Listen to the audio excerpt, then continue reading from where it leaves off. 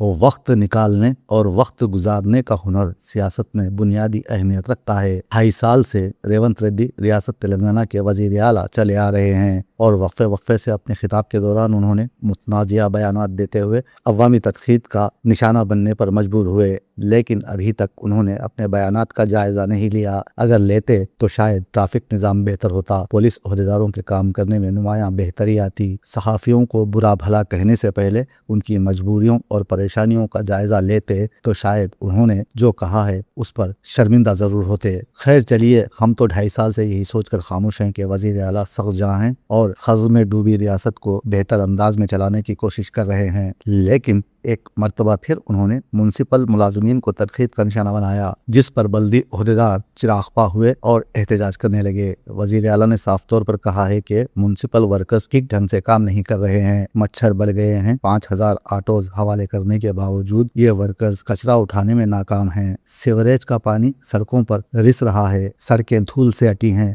हर तरफ गंदगी है, लेकिन बल्दी ओहदेदार ख्वाब गफलत में हैं। उनके इस बयान को वापस लेने का मुतालिबा करते हुए बल्दी ओहदेदार सड़कों पर हैं। अब यहाँ समझने वाली बात यह है कि मच्छरों की अफजाइश बढ़ गई है। हमने तो बचपन में देखा था कि एक बल्दी वर्कर मच्छर कुश अद्वियात हमारे मोहल्ले में छिड़क कर जाता था, और ये उसी जमाने की बात है जब हम छोटे से थे। मच्छरों को भगाने के लिए धुआं छोड़ा जाता था। अब ये काम बंद हो गया है। हमने तो बरसों से ऐसे बल्दी वर्कर्स को नहीं देखा जो हमारे मोहल्ले में आया करते थे।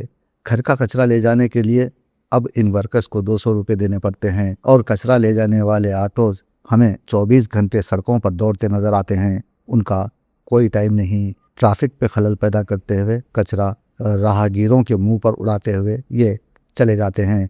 पूछने वाला यहाँ कोई नहीं।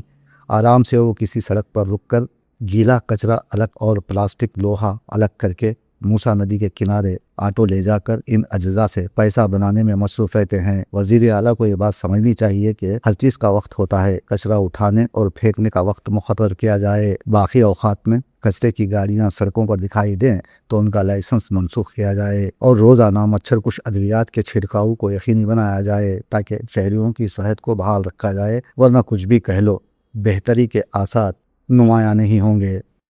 ఈరోజు డ్రైనేజ్ వ్యవస్థ రోడ్ల మీద వదిలేసింది. శానిటేషన్ పని లేదు. ఈరోజు చెత్త ఎత్తమంటే 5,000 ఆటోలు ఉచితంగా ప్రభుత్వం కొనిస్తే చెత్త ఎత్తాల్సిన ఆటో వాళ్ళు ఈరోజు మేము చేయము, మేము చేసిందే చెల్లుద్ది అన్నట్టుగా వ్యవహరిస్తున్నారు. ఒక పక్కన జర్నలిస్టులు రోడ్ల మీద చెత్త అడ్డగోలుగా ఉన్నది అంటున్నారు. మరి దానికి నియమించిన కార్మికులు పని చేయాలి కదా, వాళ్ళతో పని చేయించుకోవాల్సిన బాధ్యత ప్రభుత్వానికి మున్సిపల్ శాఖకు ఉన్నది కదా.